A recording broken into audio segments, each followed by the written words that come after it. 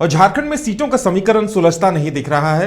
BJP के पास अब 3 सीटें बची हुई हैं जिन पे प्रत्याशियों के नामों की घोषणा करनी है, लेकिन अभी तक इंडी गठबंधन एक भी कैंडिडेट के नाम की घोषणा नहीं कर पाया है। तस्वीर स्पष्ट नहीं है कि क्या होगा। और अब सबसे बड़ा सवाल यह है कि लालू प्रसाद यादव ने पलामू सीट से ममता भुइयां को ज्वाइन कराया है आरजेडी, और चुनाव लड़ाने की बात भी कही जा रही है। ममता भुइयां क्षेत्र में घूमना शुरू कर चुकी हैं। ये तस्वीर इस बात की गवाही दे रहे हैं कि ममता भुइयां चुनाव प्रचार में जुट चुकी है, यानी आरजेडी सीट लड़ने जा रही है। आरजेडी दोनों ही सीटों पर 2 सीटें लड़ने की बातें कर रही है, चतरा और पलामू। चतरा में सत्यानंद भोक्ता अपने स्तर पर प्रचार करने को निकल चुके हैं। उन्होंने खुद को प्रत्याशी घोषित कर दिया है। अब ऐसे में देखने वाली बात यह होगी कि महागठबंधन में अब क्या होगा, क्योंकि आरजेडी अगर 2 सीटें ले लेती है तो ऐसे में जेएमएम और कांग्रेस अब क्या करेंगे। ज्यादा जानकारी के लिए इस वक्त हमारे साथ हमारे सहयोगी मदन जुड़े हुए हैं। मदन, वाकई में यह बड़ी बात है कि आरजेडी की तरफ से दोनों सीटों पर प्रत्याशी उतार दिया गया है और दोनों प्रत्याशी प्रचार में भी लग गए हैं।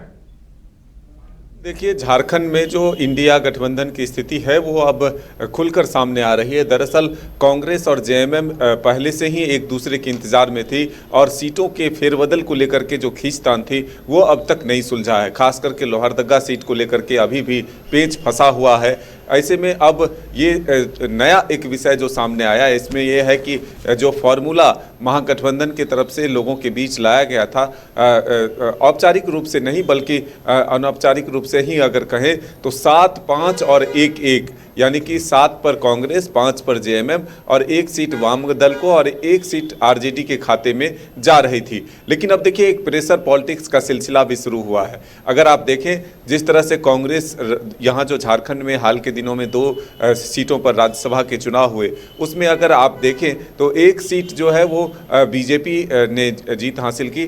दूसरे में जो महागठबंधन की तरफ से यानी कि इंडिया गठबंधन की तरफ से उम्मीदवार के नाम की घोषणा होनी थी, ऐसे में पहले ही सरफराज अहमद ने अपने नाम की घोषणा मीडिया में आकर कर दी और उन्होंने कहा कि मैं ही इंडिया गठबंधन की तरफ से उम्मीदवार होऊंगा। ऐसे में कांग्रेस की सिटिंग सीट की दावेदारी पहले ही खत्म कर दी। वैसे अब इंडिया गठबंधन में जो लोकसभा चुनाव को लेकर के सीट शेयरिंग का फार्मूला अभी तक तय नहीं हुआ है, तो इसमें आरजेडी की तरफ से एक कहे तो कोशिश की गई है कि एक प्रेशर दिया जाए ताकि जो 1 सीट चतरा ही सिर्फ दिया जा रहा था आरजेडी को, ऐसे में दोनों सीट पर अपने उम्मीदवारों के नाम की घोषणा एक तरह से अनौपचारिक रूप से करते हुए दोनों उम्मीदवारों को चुनाव प्रचार के लिए मैदान में उतरने का सिग्नल दे दिया गया। और इसी के तहत पलामू और चतरा में दोनों उम्मीदवार जो हैं अपने अपने नाम के प्रचार शुरू कर दिए। मिठाइयाँ भी बांटी गई, रंग अबीर भी लगाए गए। तो ऐसे में हम कह सकते हैं कि उत्साह के साथ आरजेडी के नेता जो हैं चुनावी मैदान में जरूर उतर चुके हैं। लेकिन अब क्या होगा इंडिया गठबंधन के सीट शेयरिंग का फार्मूला।